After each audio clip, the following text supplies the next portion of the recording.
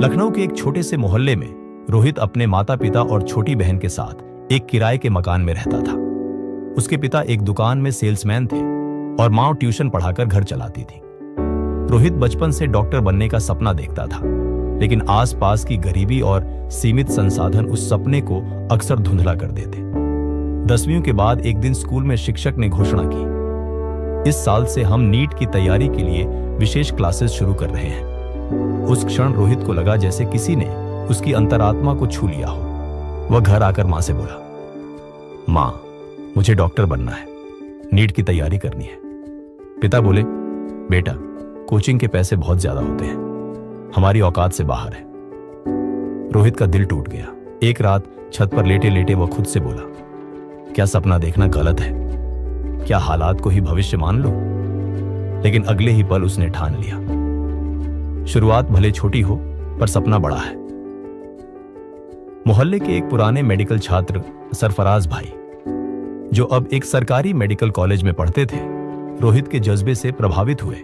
उन्होंने कहा, भाई, किताबें मेरे पास हैं, पढ़ाई का तरीका भी बता दूंगा, मेहनत तुमको करनी है।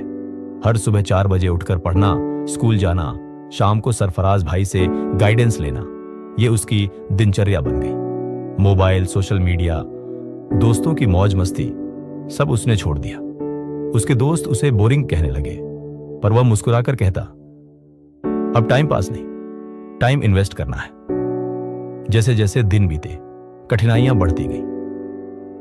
बिजली चली जाती, किताबें कम पढ़ती, कभी खुद पर संदेह होता। एक बार टेस्ट में बहुत कम नंबर आए।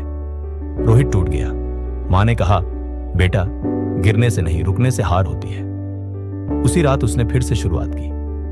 नीट का अंतिम महीना था, एक तरफ प्रेशर, दूसरी तरफ डर। सरफराज भाई ने एक दिन कहा, सफलता के ठीक पहले की रात सबसे अंधेरी होती है। रोहित ने खुद को याद दिलाया, मैंने हार मानना सीखा ही नहीं। नीट का दिन आ गया। सेंटर पर जाते समय उसके हाथ कांप रहे थे, पर मन शांत था।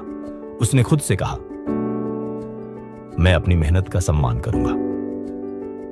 3 घंटे की परीक्षा ने उसकी पूरी मेहनत को कागज पर उतार दिया। 3 महीने बाद रिजल्ट आया। रोहित का नाम सरकारी मेडिकल कॉलेज की मेरिट लिस्ट में था। आंखों से आंसू बह निकले। ये खुशी, ये राहत, ये संतोष उसकी सालों की तपस्या का फल था। आज रोहित MBBS के 3रे वर्ष में है। वह समय निकालकर अपने मोहल्ले के बच्चों को नीट के लिए निःशुल्क गाइड करता है। उसके शब्द होते हैं, बड़ा सपना देखने के लिए बड़ी जेब नहीं, बड़ा हौसला चाहिए।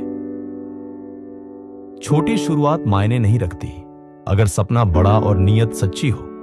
मेहनत, धैर्य और आत्मविश्वास से हर मंजिल हासिल की जा सकती है।